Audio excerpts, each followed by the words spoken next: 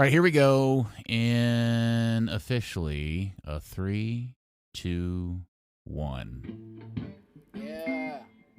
Shop Soccer 90 for all your FC Dallas, U.S. national team, and international club jerseys, tees, and scarves. Check out the new U.S. men's national team youth jerseys featuring Ferreira, Pepe, Pulisic, and McKennie. In addition to that, the Adidas FC Dallas Unity pre-match tops are now in stock. Limited supplies available, so when they're gone, they're gone. Remember, all Third Degree at the podcast listeners receive 20% off your entire order when you use the promo code Third Degree at soccer90.com. Live it, love it, wear it. Well, hello there, FC Dallas curious fans. Welcome to another episode of Third Degree, the podcast. Hi, it's me, Peter. And with me, of course, is my two friends. First off, Dan Crook, live from Richardson. Dan, come in, Dan. Hey, thanks for holding things up so I could order my Unity pre-match top from Soccer 90. That's no bullshit, and I actually just did. All right. Did you get it? Did they have it in your size? Yeah, those fat boy sizes really go out of stock quick, so you got to get in there. The fat bastard sizes. All right, very good. And your hero, my hero, everybody's hero, live from somewhere in our great land. I'm not sure where that would be. Via his phone today because the internet at his hotel has conked out. But we're doing this anyway for you, the good listener. It's Buzz Carrot. Come in, Buzz. Hi, Peter. Calling in today from Santa Rosa, New Mexico. And yes, when you're on a soccer reporter style budget, the hotel internet is not always that great. You didn't go up and bang your fist on the front desk and say, "You got to fix the internet. I got to do the pod." Well, it's 8:00 at night when I got in here and it wasn't working. And so I called the front desk and it's whatever overnight person is. They're like, "Oh, I got to call the boss." And then they call back and said, "They're working on it," quote, air quotes. So, it still is not working an hour later. So that'll tell you how quick they're going to get it fixed. Okay, so there hasn't been an FC Dallas game in a while. There is one this Saturday against Vancouver up in Frisco at 8 p.m. We'll talk a little bit and preview that here in a few minutes. The only real soccer to talk about is the U.S. men's national team, and obviously Jesus, since we last talked, had a full 4-goal thriller against who was it they scored? Who was that team? Grenada? Oh, Grenada. Yes, sorry. Yeah. And then it was the game last night in the mud pit of El Salvador. I want to set that aside for a little bit, though, guys, because I want to talk about the thing that's been absolutely fascinating to me, which was yesterday's somewhat surprising announcement from the league that they finally got their media deal done. And this is not what I was anticipating. Don Garber for a while was really, really convinced he was going to get a $300 million media deal. He never really put years to it, but I think he's at least gotten a little bit close, although the more as time goes by and the more you kind of dig into the details and learn, the less awesome the whole deal appears to be, but we'll talk about that. MLS signs a deal with Apple TV to launch its own streaming service. Within the Apple TV ecosystem universe kind of thing, 10 years, $2.5 billion with a B. That's $250 million a year. And I guess, Buzz, what was your immediate reaction when you saw the news? Well, I was surprised that Apple was in because I thought that at one point Apple had said they were basically out. That is a nice chunk of money. It is an improvement in the terms of money over what most of the teams were doing locally. Now, certainly, a team like FC Dallas was not making any money on their local deal. So in a way, this is the local deal, sort of.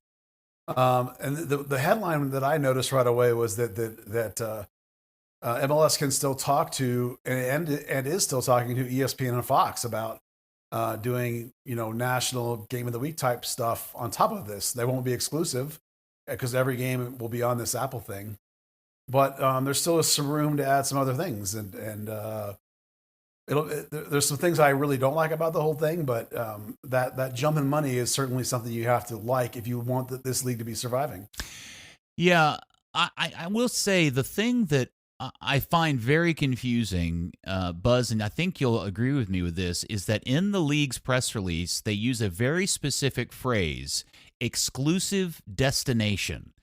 And in my business, and Buzz, your business, that means something very specific, which means this is the only place you can get this. So this side reporting from The Athletic that they're in negotiations to, even with ESPN as we speak, to do this additional linear showing of games on ESPN or potentially even Fox, I really find surprising, because if they had said your exclusive destination for streaming or exclusive destination for broadcast, something a little bit more specific. But when they said exclusive destination period, I was really confused as to why, one, Apple would want to let them do that, and two, why would an ESPN or a Fox want to jump in on that?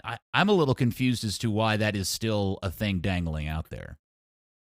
Well, the reason I would think Apple would be interested is that you're still looking Apple.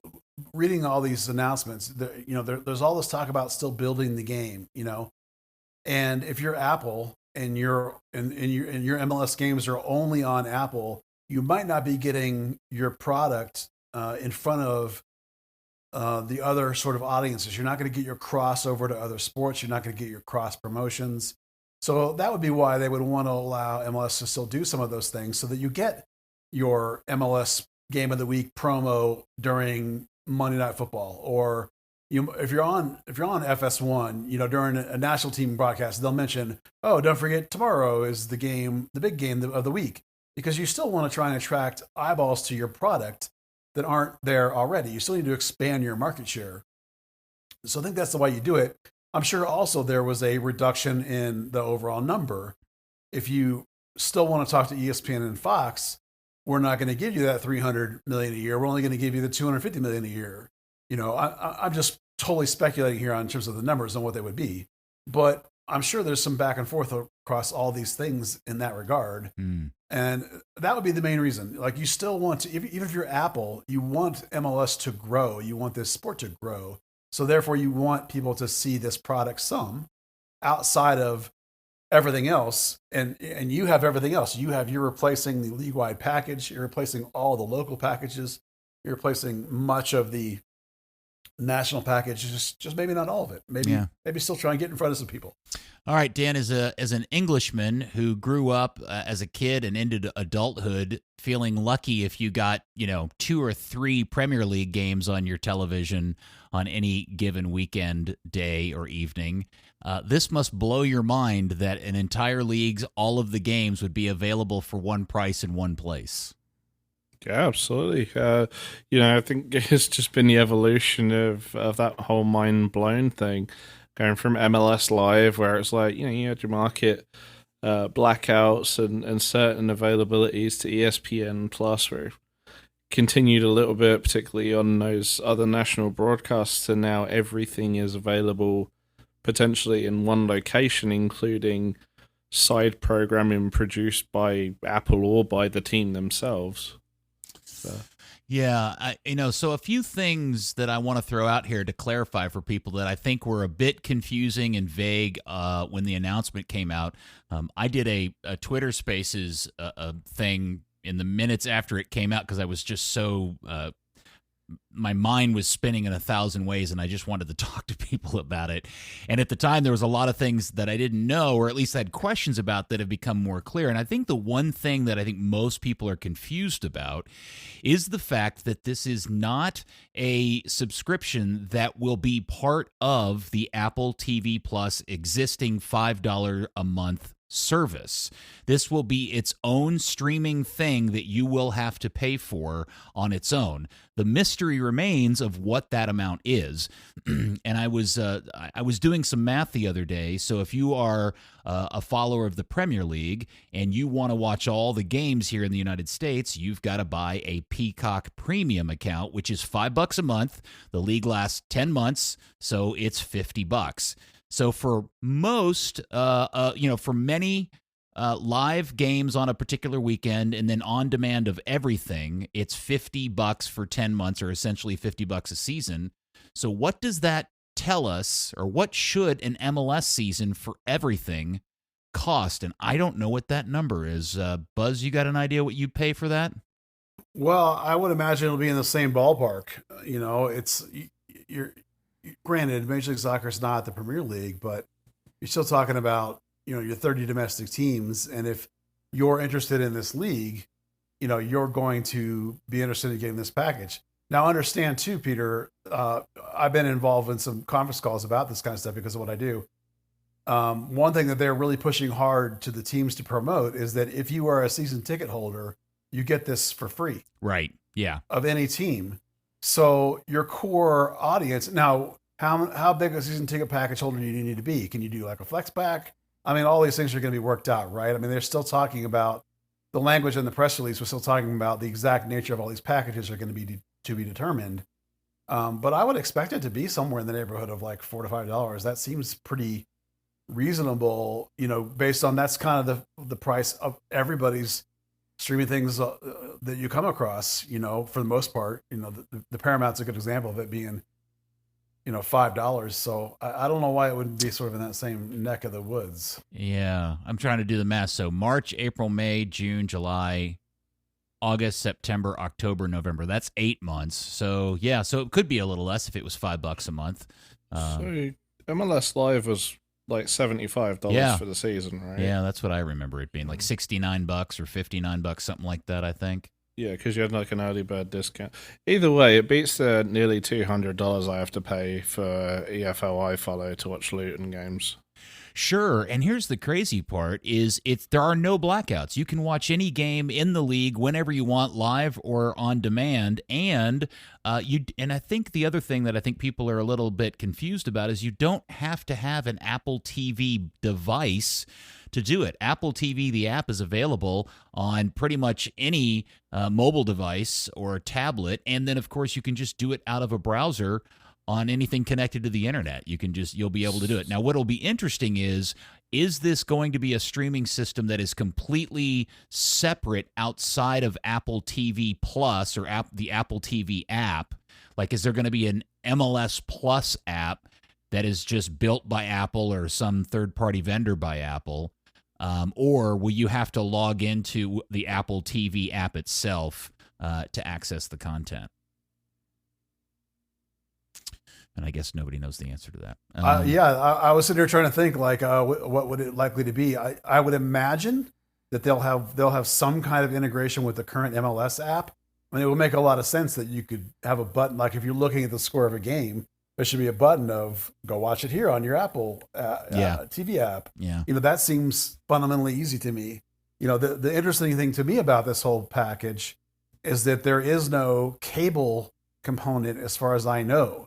No broadcast, no direct TV, no dish, so that's very different. This is the first network, the first league to do this. Will some negotiations happen to put this kind of thing into those environments? I mean, certainly people have smart TVs now that are going to have internet in them. So maybe that kind of thing will work better. Everybody has their Fire Stick or their Google Chromecast or whatever. Your Roku, all these things do this app automatically. So those lines are not merging, but breaking down. And one of the things that the Sports Business Journal article talked about was the interest that Apple had because MLS's core audience is a young, tech-savvy audience, and it's almost like 60% millennials and Gen Z, and it's people that are not urban's the wrong word, but they're sort of hipsters in early kind of tech kind of people, and they want to drive this kind of package, So it's a new landscape. Peter, you and I talked over and over and over again about how the last 2 years, because of COVID, how much the landscape has changed. Yeah, this is a new landscape thing, so a lot of it's going to be invented and made for this very first application of this, and it's on that level to be fascinating to watch it happen. Yeah, they said in a couple of different places that the 250 million a year is kind of a minimum. That if Apple was to sell enough subscriptions, there's then a revenue split after it exceeds a certain number. And of course, as you said earlier, Buzz, if MLS is allowed to and is successful in negotiating a deal with broadcast like ESPN or Fox to do a certain number of games, that's going to be, not an insignificant amount of money. Now, here are some downsides or some things that haven't been talked too much about to consider. First off, MLS has to pay to produce all of these games themselves. So you can go ahead and take that 250 million bucks a year and just start cutting numbers out of it, because that is not going to be an insignificant amount of overhead. Because it sounds like what the plan is, and we're going to get more into this because this is going to lead into downer aspect number 2, which is they are going to centralize the production and broadcast and calling of all of these games from a facility, Buzz, in New Jersey, you said? Well, no, the facility has yet to be determined where it's going to be, which is, I think, is fascinating because of the timeline we're talking about. You're talking about less than a year to build out said facility. You can use the example, it is like the way USL does games all out of Orlando, whether it be USLC or USL 1, it's going to be a central facility like that. Now, I say New Jersey because if you've paid attention to broadcast, you'll know that they've talked about on the broadcast about how VAR is now done out of that central New Jersey facility. And all the cameras from the game are sent to that central Jersey facility already for VAR. In Atlanta. Oh, is it in Atlanta? Okay, so maybe there you go. Maybe it's going to be Atlanta. I thought it was in Jersey. The NBA one is in Jersey. So, where it's going to be is yet to be determined, I'm told, but it's going to be a unified production center where you can have crews do multiple games. If you have them do an East Coast game, then they can do a West Coast game because of the way the times will line up. You're going to do all the productions out of one facility. They're all going to be neutral broadcasts out of that facility. They'll have a little bit of limited production on site in order to put the cameras together with a little bit of the audio pickup. All that gets piped to the center facility, and they do all the games out of a single setup. All right. But see, and you and I were going back and forth about this, Buzz, on a text exchange, because I was seeing people talk about the millions of dollars that MLS is going to have to invest to build this facility and all of the crews and buy all the equipment and all of the, the tech stack and all of that goes with it. But I'm under the assumption that there are already existing production entities that have this infrastructure ready to go, and Apple could just hire them as a third-party vendor to do that for them. Yes, there are multiple companies that already do this. As I specifically mentioned, Orlando for the USL, for example. Right. There's a company I know of in Kansas City that does this kind of thing for college basketball. This kind of production build out is not as complicated as it would have been 5 years ago. Now we have all these things that are basically internet based production. Your control room is effectively computers instead of TV equipment. You know what I mean? So it's like, it's a lot easier to do than it used to be. The question is, does somebody already have a facility set up that can do this? And will they do it cheaper than you can set it up for yourself? That's where this year timeline comes in. That has me a little bit confused, because getting a facility set up in a year, I would have said was not possible. But as I just was talking about, it's a whole lot easier than it used to be. So we're going to find out. And it may be that, listen, the deal just got done. So it's like what they think is going to happen at the end of this month, they may be like, we were out of our minds. There's no way we can get it done in a year. And so some of these things may change. But this is the ideas that are being proposed now based on the structure of the deal, the announcement, and what we know, and what we're hearing from people we know that are in television, which is me in some cases, in other cases, other people. So we're going to see. I think the whole point of them bringing in-house is the economies of scale and to reduce costs. And some of these ideas are being tested already with their MLS Next Pro, with their game of the week concept they do with that. Some of these concepts are already being broken in through what USL does, so you have to also remember too, that the world of other pro sports is changing. I'll tell you, for example, the Mavericks don't travel all their crew anymore for road games. They do a lot of that production for road games is done out of a facility in Dallas. They just bring all the cameras back and they put it all together. And almost all the regionals, all the Bally's, all these other regional sports networks, they all operate that way now. Houston does the same thing in the Houston market. And a friend of mine in San Diego is doing the same thing for the Padres. You know, it's just the world has changed. People don't travel anymore. They do this thing where they bring back the cameras and they cut it all together, you know, in your little control room effectively that you can build out for significantly cheaper and a lot less time and money, and you could do it yourself. What do you mean by bring back the cameras? Well, in the sense of the way all the cameras are fed via fiber to VAR in Atlanta. Okay. Or if you watch the NBA, all the cameras are fed via fiber back to a facility in Jersey. Okay. And or NFL reviews are now done. Like, yeah, it's all it's lightning fast. And I've actually done productions like this. There's, you know, by the time it comes into your facility and whips through your control room, there's about a half a second delay. But it's not bad enough that you can't control cameras and talk to camera guys and get them to adequately cover the game. They have instructions ahead of time anyway. They know what they're doing. So there are tiny setbacks. There are tiny negatives to doing it this way. But the overall overriding thing is the insane reduction in costs you're looking at in order to do it yourself from this central location where you don't have to have these trucks rolling in all the time. You don't have to have these big, massive crews on site all the time. The economies of scale are massive in terms of savings.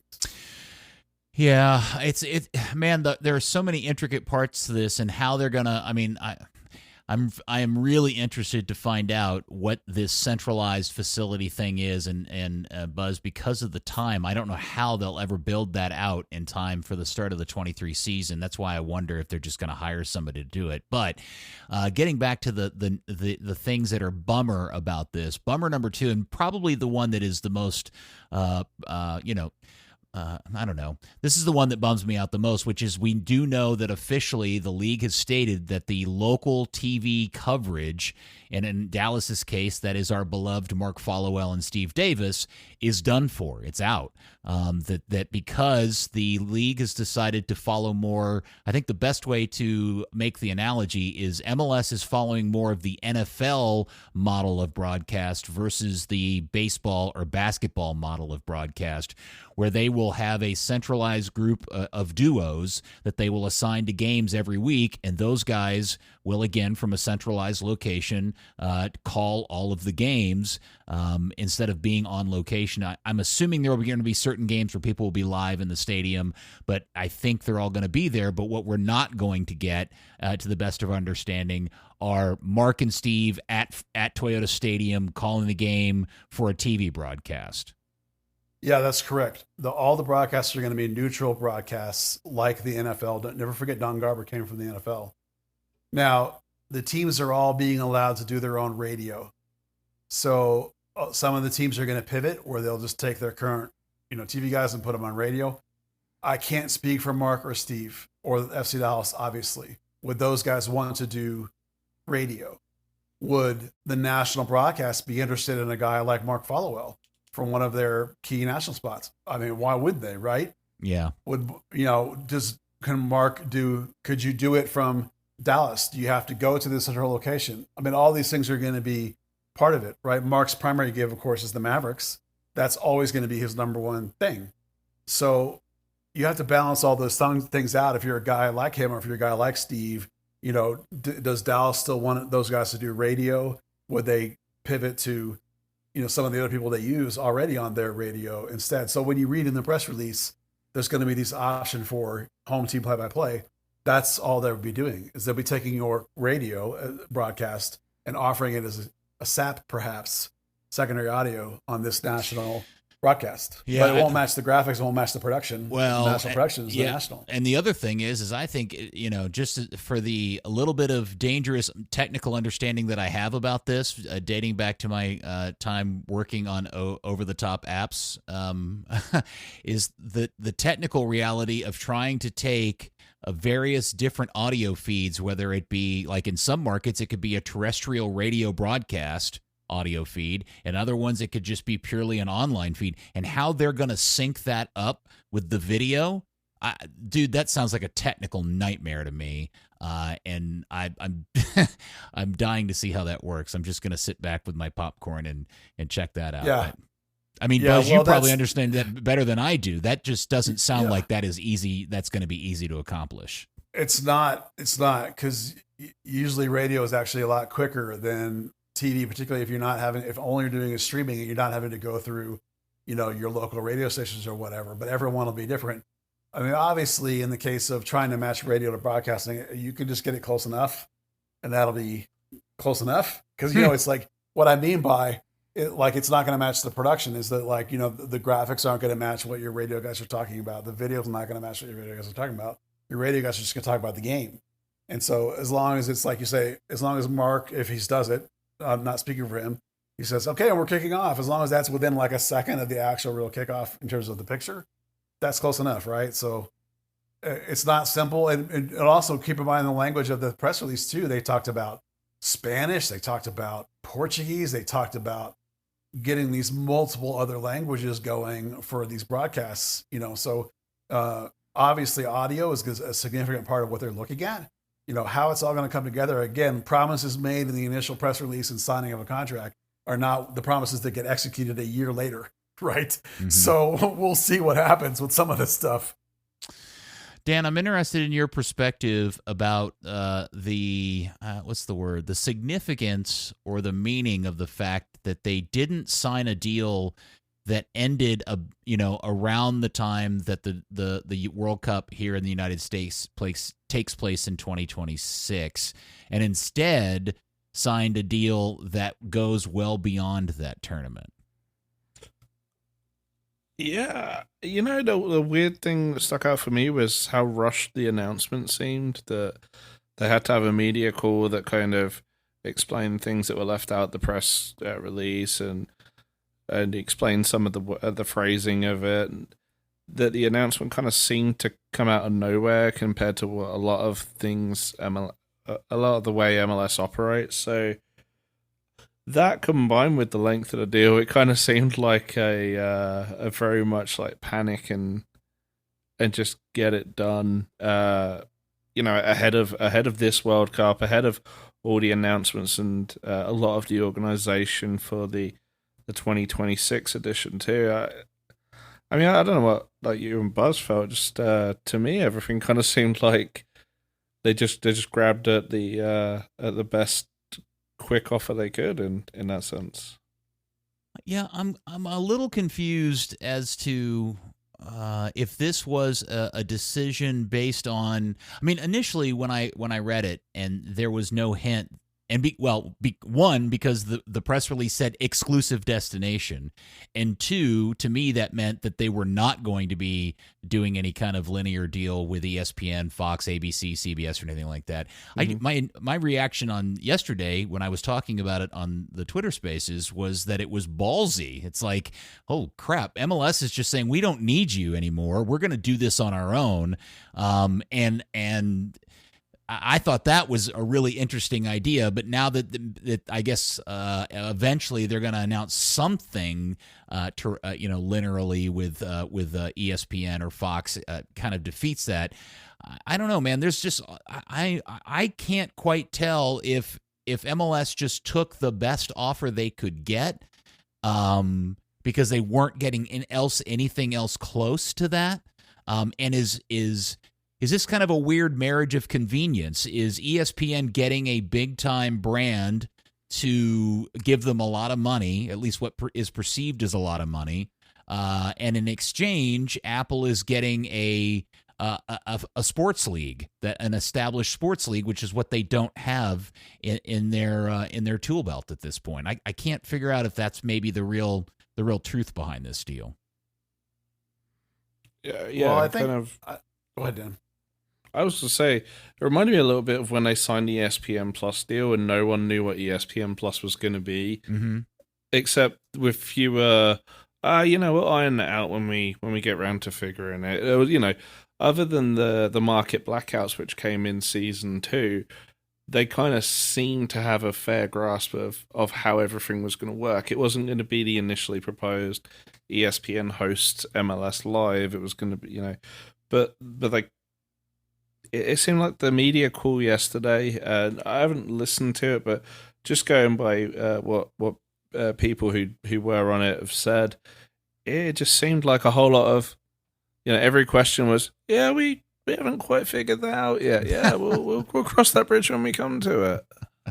Well, Buzz, I'm sure because you're in this business, you probably have heard similar things. Everybody that I have talked to that is in some way tied or related to any of this in one way, shape, or form or the other has said they were completely in the dark and had only been working off of just essentially rumors and innuendo and speculation, that until literally yesterday they got a heads up about 10 minutes beforehand that it was coming down, and they weren't even told the details. It was just like, hey, this deal's getting announced, just so you know. Yeah, people I know at the local level basically were invited to like conference calls, 30 minutes before the release came out. This whole deal was done by the national MLS office, and they had told all the teams to get out of their deals, and then none of the teams were involved at all. This was all done by just a handful of people, a couple people at the league office. And for me, the reason I think it all appears kind of rushed is because I think it's come together very quickly once the U.S. qualified for the World Cup.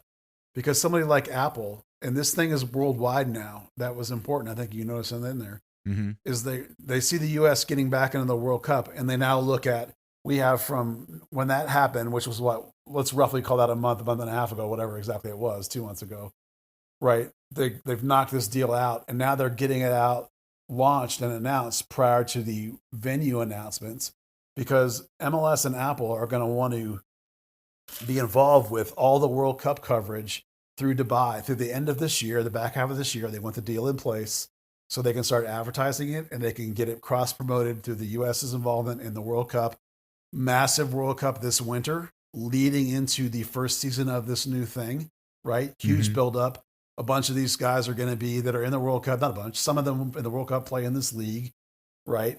You're also going to look ahead to that next World Cup 4 years down the line with the venues. You're going to want to be involved with them as you go forward in terms of promotion. And that's the thing with this deal, right? This is the first of a thing like it. So Apple and MLS are going to want to get this product out in front of as many people as possible. And the very best way to do that is the World Cup buildup, and you had to get it. So you had to get it done once you knew they were in. You had to get it done before the venues come out. So like it's all about, all the rest is details. Everything else was get it out so you could get involved in this build. Yeah, and this is part of the thing that I've been spinning around in my head, which is the big shock to me that this was a 10-year deal, because clearly MLS is getting more money between now and 2026 than I think they ever possibly realistically thought they could get. But I also think they are potentially leaving a tremendous amount of money on the table post-World Cup, if in fact, for whatever reason, that turns out to be the best World Cup ever, or the United States men's team in 26 is able to really go far into the tournament, and Major League Soccer, and maybe that's the transformative moment where there's some sort of like official merger between them and Liga MX, which I would assume then also allow for some sort of, I have to assume that somewhere in this contract with Apple, there's a clause or a triggering effect that says, hey, if we decide to merge with Liga MX, we get to come back and renegotiate this deal, which would make sense for all parties. But I do think that Major League Soccer potentially left a lot of money on the table starting in the season that begins in 2027, if in fact this World Cup goes as well as I think we all think it will. Yeah, you and I are old enough to remember the explosion in soccer after the 94 World Cup. And everybody we know that are a lot smarter than us in soccer in the United States is expecting a similar kind of explosion after that World Cup 4 years from now. And I think it's not a coincidence that this deal encompasses MLS Next Pro and MLS Next. Don't forget all those kids games and all their parents and all that stuff. And it includes the Mexican league. What's that stupid league called? Campeones Cup. Yeah, Campeones Cup, like the stuff with MLS playing Liga MX, all that stuff. Now, it doesn't include CONCACAF Champions League, but it includes the Interliga one. So, all that stuff is already built into this thing. So it's set up already to encompass this explosive level of growth that we see coming. And I 100% agree with you that the money they're going to get now is more than it's worth, but the money that they're going to get at the end will be less than it's worth because of the idea that you should see with the U.S. men's team making the World Cup now and then having the World Cup here, that with more teams now, right? That's the first one with the extra teams in it, and more venues and more games, and the explosion is going to be huge. Mm-hmm.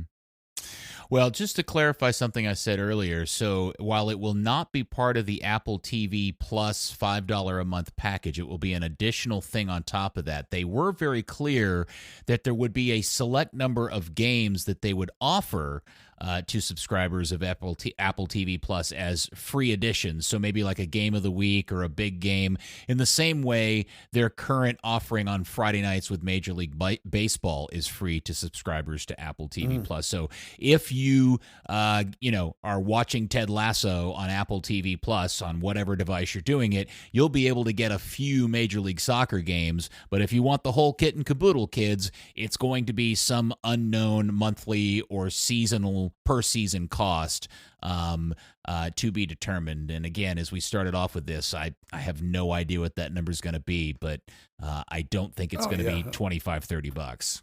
Yeah. Well, you'll certainly see cross promotion. I mean, would you see national game? Would you see your local team game? I mean, they could fence that stuff out and give you the game that you might. Oh yeah, that's a great idea. Yeah, that's a good point. Yeah, a couple of marquee local games. Yeah. All right. I don't want to beat this to death too much because I'm sure between now and the next pod we do, there'll be even more stuff come out that we don't know yet. But Dan, anything else you want to comment about on this? One thing on the pricing, just the fact that they're giving it away to every season ticket holder of every team in the league probably indicates it's not going to be some exorbitant amount that they're going to feel the loss of those sales. Well, again, I think as Buzz said, I think one of the weird kind of shady aspects of that is they haven't really defined what a season ticket holder is. Is it, is it the people that buy the Flex Pass or is it the people that buy a full season? I mean, I'd assume it'd be the full season. Yeah, I would assume so too. It'd be nice if they did a freebie for media like they used to do with MLS Live. Ah, that's right. The good old days. Yes. Well, I guess we'll see. Like I said, I'm sure in the coming days we'll learn more about this deal. I'm interested to see what the front office in Dallas decides to do with their situation. Clearly, something to think about is that because I know that they're going to be able to do pregame and postgame stuff, but a big aspect of Gina Miller's, role in the club is her history and background and her involvement in all of that packaging of that content. And I wonder what happens to that now. Is that something they'll continue to do or they'll try to expand on or they'll reduce on? I don't know. I mean, I think that's all very much TBD at this point, but certainly I think we're all definitely going to miss Steve and Mark as a duo because I do believe we are very lucky to have the best play-by-play and analysis guy in the league, and I'm worried we're not going to get them anymore. One small thing I noticed was the idea of like a whip-around show, like a Red Zone style show. And they said that may last up to 6 hours. Yeah, that appeals to a little more of a younger demographic than an older, but it's definitely like a modern, kind of thing. And it'll be interesting to see how that plays out and works and whether it appeals to people too. The other thing that they talked about was trying to set a regular schedule, like a Wednesday night game and a Saturday night game. I was talking to a guy in a pretty high, powerful sports media position here in the area, and he's a soccer fan, but not an MLS fan. And he said one of the reasons why he's not an MLS fan is he just doesn't know when the games are. Like he said, I have no idea on a regular basis when Dallas plays, and because I've been complaining. You're dead on the money about that. I've actually been complaining about that since Andy Swift was GM of the Burn. That's how long I've been complaining about the fact that the games are at a different time every single week, different days, different time slots. Sometimes they shift 30 minutes this way, that way. That there wasn't like the NFL's noon, 3, 7, like exactly when the games are on all the time. Yeah. Maybe they'll even kill the 8-minute delay. You know, a 7:30 kickoff should be 7:30, not 7:38. Well, I guess we'll find. Like I said, I just have a feeling there's a whole bunch of other shoes about to drop on this deal, and all they wanted to do was get the money number out there because they had been pimping it. Yep. You know, they'd been promoting that as a goal for so long. And to your point, Dan, I think trying to get this out before the market selection for World Cup 26 was also important to them. Speaking of which, that is happening. So by the time you're probably listening to this, I'm going to assume, unless you're one of the really hardcore pod listeners, and we get this up and running, before lunchtime Thursday, we will know what markets have been selected for the World Cup. We will not know what games have been assigned to what markets. I'm told that won't come until probably another few weeks after that. There's an article, I think it's in Yahoo, that I thought was the best review of the situation and kind of ranked all of the cities likely to get games. And they had Dallas. And who was it that wrote that? Oh, Henry Bushnell wrote this. And he had Dallas at number 2 behind New York and MetLife. And he also, the money quote in there was that Jerry World initially was considered for a semifinal, but it is also the only other stadium other than MetLife that is being considered for the final, and he thinks it's actually the leader in the clubhouse for the final simply because it's a dome stadium and FIFA loves the idea of being able to control the weather. So I was confused by that because he said that there was surprise about that, but that was part of the bid book, which was released, 2 years ago now? Yes, correct. I think it was almost 2 years ago for sure. So, yeah, I mean, Dallas was always bidding for the final. Well, yeah, okay, go ahead. The other big thing, Peter. Yeah, sorry. The other big thing that you know this, Peter, is that Dallas is also trying to be the media center for the World Cup, which will be huge.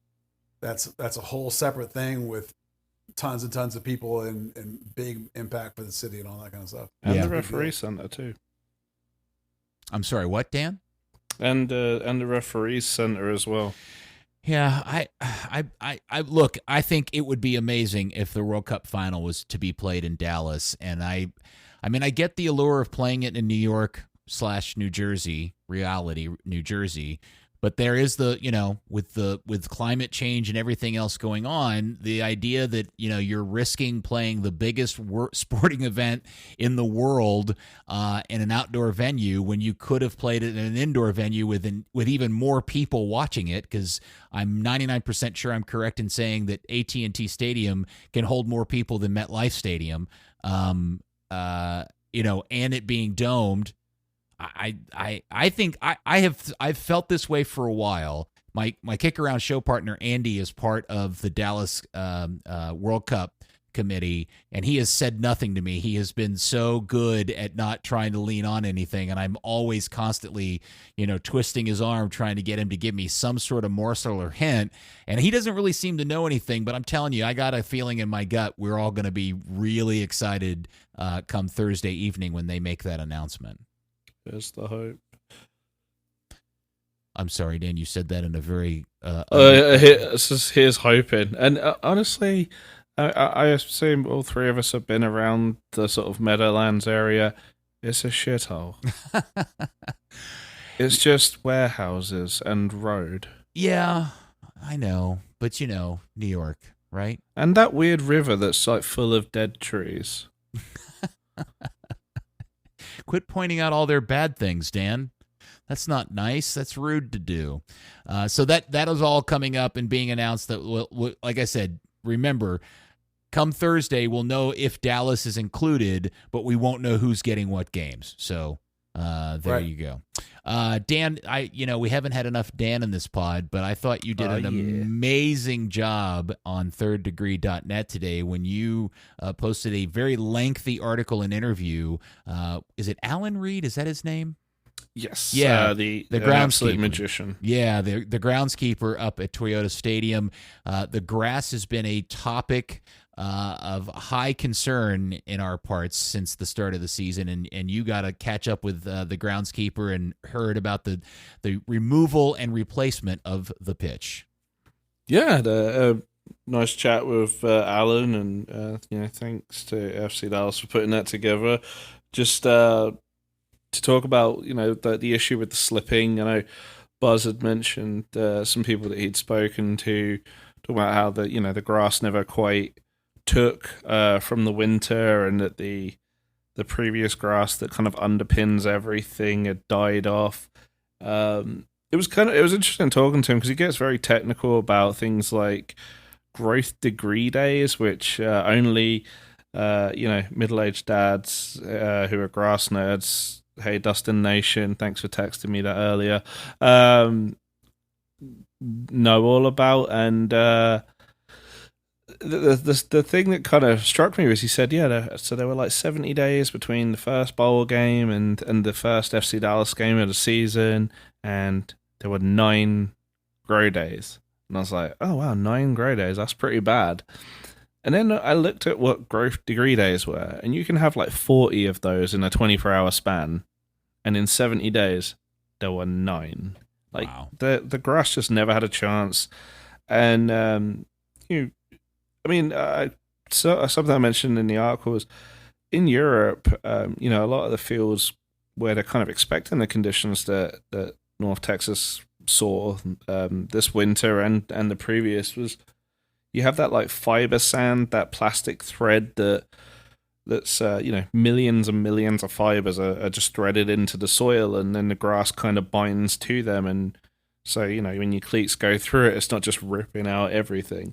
Here that's not really a common thing. Instead, what they do is the sod that they lay down in the summer, the latitude 32 Bermuda grass, that's what underpins the ryegrass that they then seed in the winter. Well, if that all died off, there was nothing for the ryegrass to grow around. So, that's why the start of the season we could still see the bowl logos, or when Buzz and I went to the first practice of the season, it looked like we were just standing on straw, and they'd actually painted the lines green because it stood out more than the white. But yeah, definitely give it a read. There's FC Dallas put out a really cool video on their YouTube today, which shows some of the stuff described in it, and has Alan talking a little bit about the actual process when they installed the whole field overnight. With trucks running from Austin, where the sod farm was, up to Frisco, and trying to avoid traffic on 35. So.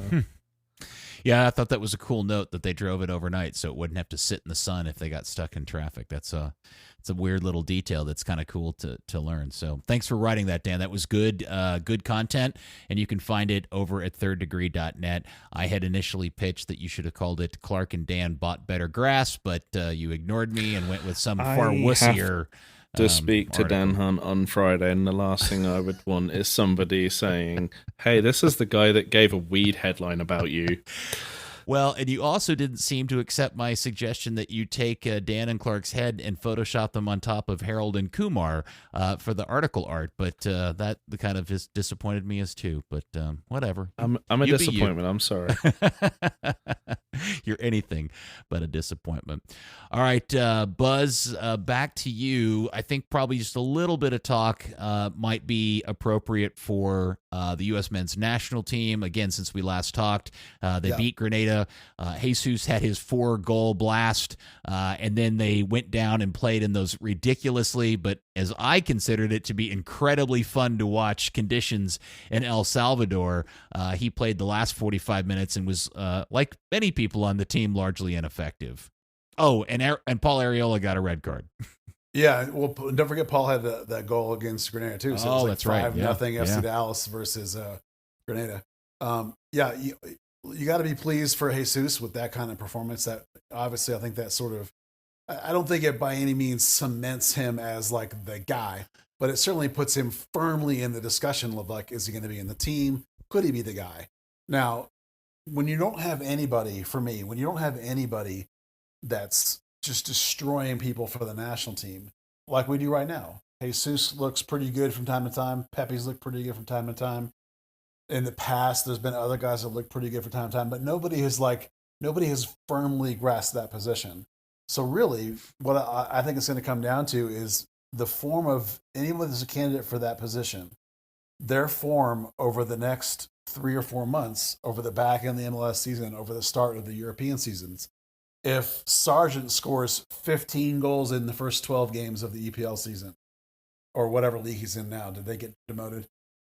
That's going to get him in the mix. If Jesus reproduces his first half in the second half, he's going to be in there. If Pepe gets going for Augsburg, he's going to be in there, right? So that position is still wide open. Jesus, I think, did phenomenal. You saw how effective his movement was against Grenada. Not so great, as nobody was really great except for Musa in the game against El Salvador, and he looked so good. That was like my one takeaway from that game was like, if you didn't already think Musa was a lock, you should now after that game, because he was what makes him special really stood out in that game to me, and seeing Weston start to get some of his groove back too was also really nice. So, Berhalter's going to have his team in his mind almost set. There's probably just a few things that are up for grabs, a few starting spots that are up for grabs, but I love seeing Jesus get a chance and do really good things, man. The list of people that have scored 4 goals in a game for the national team, it's like, what, 6 people ever? That's an amazing list to be on. Yeah, it was. I'm sorry, I was just distracted because I was seeing some tweets while you were talking that they're now rumored that the U.S. men's national team will play Saudi Arabia in September in Spain as its final World Cup tune-up. Well, I think the guys on the broadcast said that they have 2 more games they're going to play before the World Cup in starts. September. Yeah, there's a September window. They just everybody's trying to schedule their last 2 games. So, yeah, again, like with only 2 games to play. Like how that's a very small window to impress Greg for a national team spot. You're going to have to do it with your league play. If you're on the fringe, Pulisic, he's in, Musa in, Whale, right? But if you're one of the guys that's in that next 10 to 20 that's either just in or just out, and anybody at striker at this point is just in or just out. I mean, we have no clue who's going to get in or out at striker. So it's going to be your league games that are going to determine whether he's going to pick you or not, right? I mean, 2 games left is not going to decide it. It's going to be your league play. Yeah, Dan, we were talking on the radio show, Andy and I, about how, I just have this weird feeling this World Cup, because of it, the way it's scheduled, and all of the weird intangibles that are going on. I just wonder if this is the World Cup, kind of like the 2016 Premier League season, where all of the big clubs are just, because of the cramped schedule and the fact that it's in the middle of league seasons, if this is the one time that maybe one other nation rises up and wins this thing that hasn't won it before, and like Andy pointed out, maybe this is the year the Dutch win it or the Portuguese win it, or some other unforeseen nation comes up and does it. I just have a feeling that if there was ever going to be a time somebody other than Brazil or Germany or France wins it, it may be this one. And I don't know if I should include England in there or not. Sorry. I wouldn't after the last few days. Oh, you're one of those English fans. No. The lineup they put out for that loss was, I mean, Christ, the FC Dallas would have beaten that lineup. No, it's weird when the World Cup goes to new places. We went to Japan, Korea. When I went to South Africa, you get some teams making some really good runs, some interesting refereeing decisions. So it'd be interesting to see, because you can't surely see Qatar doing much of anything. So who's going to kind of fill that void? Mm-hmm. And it'd be cool to see the US with the players kind of at the end of the season, and half of the players at the end of the season, and half kind of in mid-season form, getting a good run at it. It'd be I'm fascinated to see it. It's going to be the weirdest World Cup. It is. I Did you think... see that?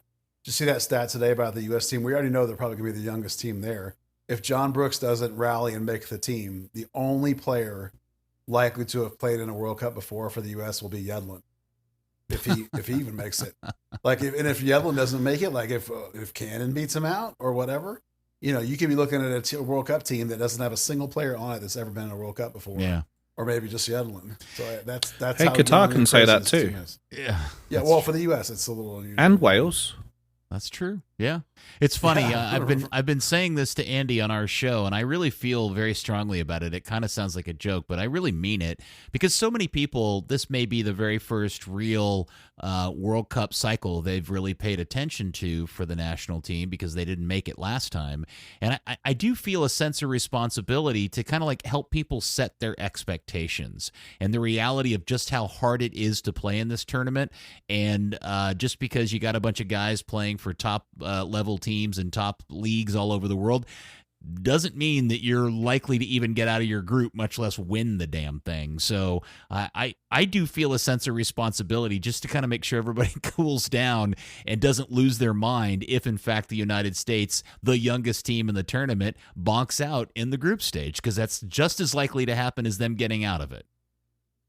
Oh yeah, I would consider it a successful World Cup if they get out of their group.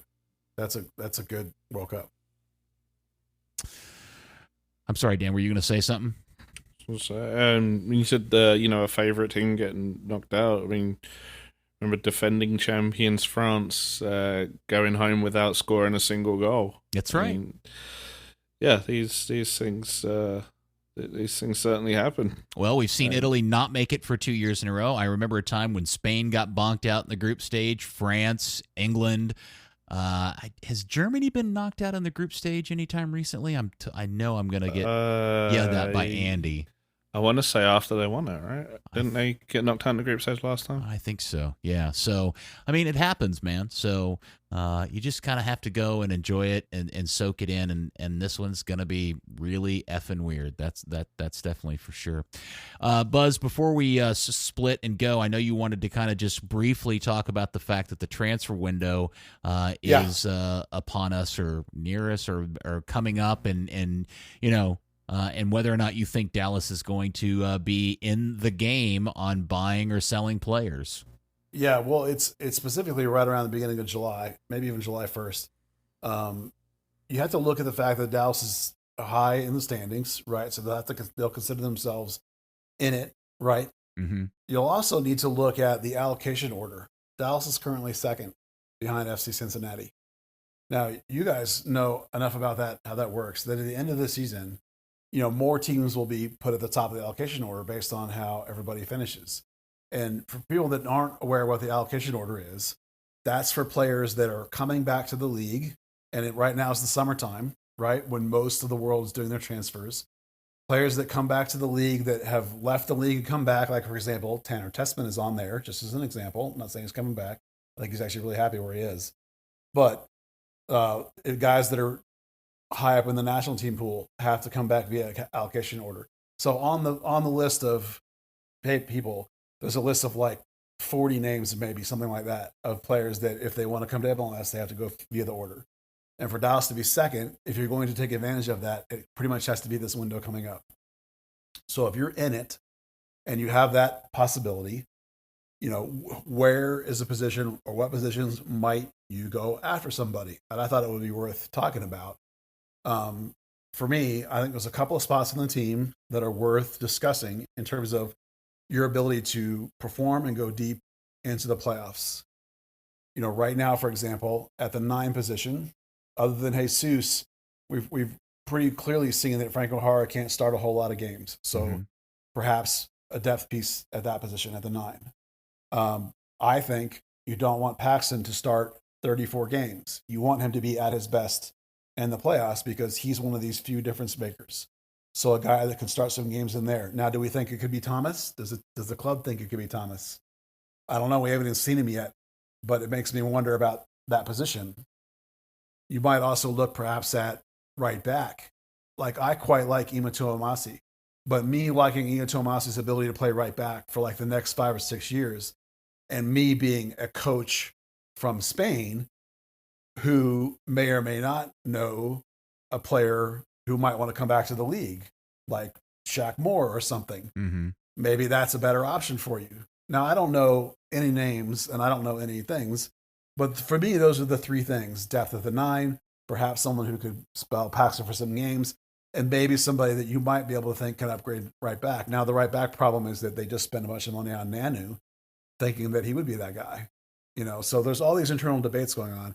So I just wanted to, with the window coming up and a team that thinks they're in the mix, and a team that you remember at the beginning of the season spoke a lot about how it was a process and how they would get into the season with what they had and they would see where it was going and see where they might want some more pieces. There was a whole lot of talk about how things might change as the season went on. So we're approaching that opportunity. So those are the three that I have my eye on. And I'd love to hear what Dan thinks. And Peter, you too. I want to hear what you guys both think about where the team might use some depth. And if you have an idea about where even you might like to see a starter come in. Dan, you go first. Ah, damn it. Let's see. Right back here's a tough one because it's not been a great confidence position, but like you say, it's kind of got a bit of a decent amount of potential tied to it. Potential doesn't necessarily get you deep in the playoffs, as you said. The priority's got to be. I think Paul Arriola gives you the ability to get away with the 9 situation to a degree. The one thing you don't have the ability to get away with is there's just not, unless we see Thomas getting some game time, there's just not a viable backup for Paxton right now. Now, if Nico, obviously Nico sees everything in practice and plans it out. Now, for all we know, you've been on vacation. I don't get to training very much with the time of it. Thomas could have been practicing as the backup for a little bit of time and doing well. This break almost makes it harder to sort of say, since there would have been. They've gone from not having even like the little microcycles where they can do anything other than regen work to, well, now they've had 3 weeks to potentially work on the second formation and everything else that they've been talking about. It's going to be small pieces. It's going to be potentially even in league pickups. Your Ariolas, your Farfans. That's been a great success point for FC Dallas this season. Not veering away from the South American guy that needs 6 months, or the young European guy that you hope will become something someday, but he's probably not going to really contribute for the first 2 seasons. And I wonder if they're going to focus on a piece that could bring more out of. Christ, I've forgotten his name. Velasco? That's the one. Yeah, like Mauro Diaz early on was homesick, so you got the Maxieri, you got the Mauro Rosales to kind of like get around him and bring more out of him. Obviously, you've got a couple of Argentines already in the club, but you almost wonder if they're if they're going to say, hey, is there anything we can do, any player that we could maybe look at that will make life a little bit better for you, and hopefully just bring your help acclimate you further. Yeah, I think that's all great insight, and I think it's obvious to me that the club really went out of its way to spend a lot of money and go through a lot of effort to bring in the people they have, and the club has surprised me so much in how they've managed their roster this year that maybe I shouldn't be surprised if they do make a move or a significant move coming up this summer. But my sense is that, man, that with all the activity they did, it would really blow me away if they did something of significance. Like if they go pick up a young guy here or there that really is just here as, one of those deals where they, kind of like the Symbolic Shown deal, where clearly they bought the kid because they thought they could turn him at some point, and maybe they still can. I don't know. That felt like more of a business deal than an on-field roster addition, Buzz, if you know what I mean by that. Like that was more like for the future sale thing than anything he was going to add to the team. And if he did add to the team, then that was just kind of a bonus. So I don't know what they plan on doing this summer. If anything, I'll be surprised if they do anything of significance. If I had to pick a position of real need, I would love for them to have another option at the 9. Obviously, I think that's my biggest thing. My secondary thing is I really would like another veteran presence of quality in the midfield that they can turn to in one of those center mid positions. Yeah, the one thing, like you mentioned, Shun, unless I'm forgetting somebody, they actually still have 2 of those U22 initiative spots available. Because Velasco is a young DP, which is different, and by the fact that they have a young DP as their third DP, Jesus is too, frankly, now that I think about it, I think, they have the ability to use those additional U22 spots. So maybe you're right. Maybe it might be more of a Shun style investment guy. And we shouldn't discount Shun, by the way, in terms of like back half of the season, the coach's ability to get him to be, contributing among the other 3 wingers they have, which are contributing, Velasco, Areola, and Obrian. You'd like to see Shun get in that mix too, because he did do some good things last year.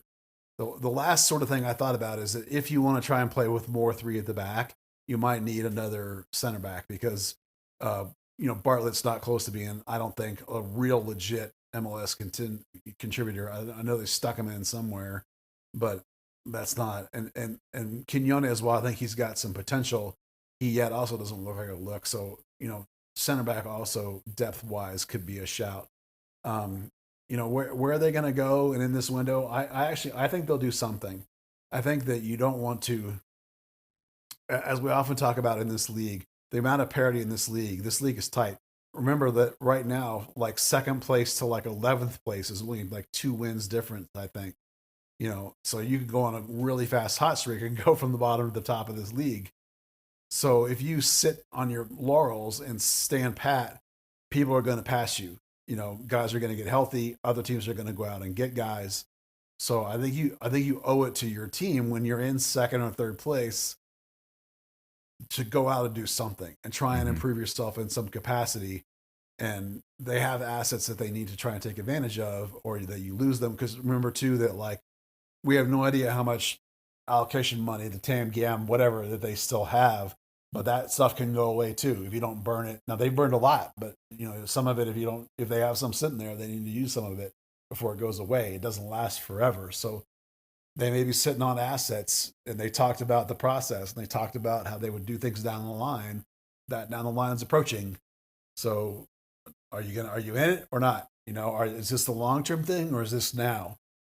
Have you changed your position based on what Jesus is doing? Do you now think you have a shorter window to take advantage of him before he's gone? Right. So maybe they might be more all in on this season than they might have been before. Based on what they're doing. And so that window opens July 1st? I believe it's technically July 1st. I know that there's some other teams that have lined up players that they can't begin training and playing until the contracts like change Kalani over in LA. at the beginning of July. Yeah, guys like that, guys that have already signed, but their other team's contract isn't up yet. Pretty sure the MLS window opens around July 1st or maybe on July 1st.